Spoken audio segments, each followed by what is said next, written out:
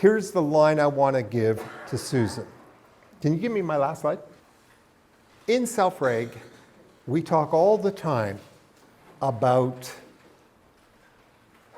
how calmness begets calmness. That's a wonderful line.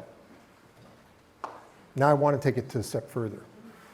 Rationality begets rationality. By being rational. That's what you're doing when you're asking why. When you're doing self-reg, you're asking, why am I see this? That's a classic definition of what it means to be rational about a child. I don't know. And if I'm a real good therapist, I accept that I may never know, but I'll never stop asking, and I'll never stop learning, and I'll never stop listening. So rationality begets rationality, but only if I am rational.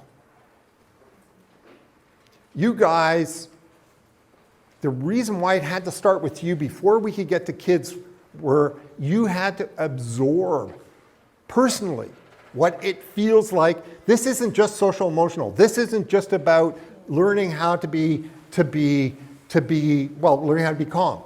Yes, it's huge. But the reason why I wrote my manifesto, the reason why I had to go through this long journey was because what I wanted to protect was democracy. What I wanted was a just society. And what a just society requires is, very simply put, I cannot teach a child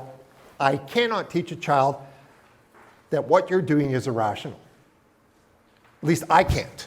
If somebody else here can, tell me what the secret is. I've never been able to. But what I can teach a child is to wonder if I'm being irrational. I want to teach the child to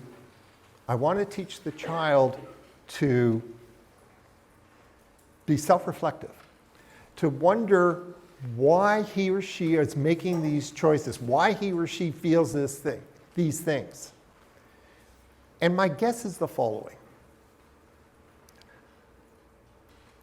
I think this is something that we need to learn. I think it does require an interbrain. I don't think it's something that is a natural capacity, but I am astonished of how rational little guys are and how easy it is to kill it. And so I remember, I just want to end with a little story. Sorry, Susan, I'm cutting it back. Just a little story about our daughter. So when she was, 3, I guess, she used to ask why about everything. And, if I'm working, it really bugged me. And so, I would come up with the classic, go ask your mother. And last night, we're standing at the beach, and there's a bunch of dead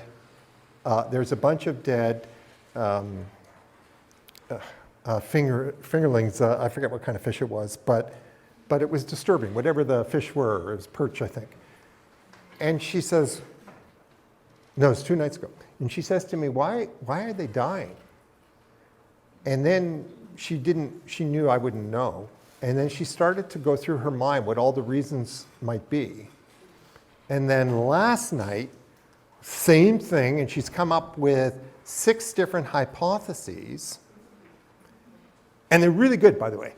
Weren't they really good? Like, her thinking was really good. But here's the kicker in all this. Then she says to me, Dad, I'm going to do something about this. We've got to do something to save Rice Lake. This is what I'm going to do. And I thought, oh my God, that's how you nurture democracy. Right? So this is big.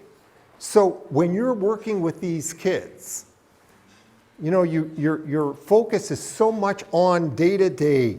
How do I handle the things that Aviva writes about? Those are the real challenges that you have to deal with daily. But at the back of your mind, what I wanted you to go away with this week was that there's a big picture here. This is big. Right? And this is why we wanted it to go across the country, because I actually love this country. I love that my children get to be raised in freedom. And I love that you're giving that gift to every single kid that you come in contact with. And you know what? It's working. It actually is working.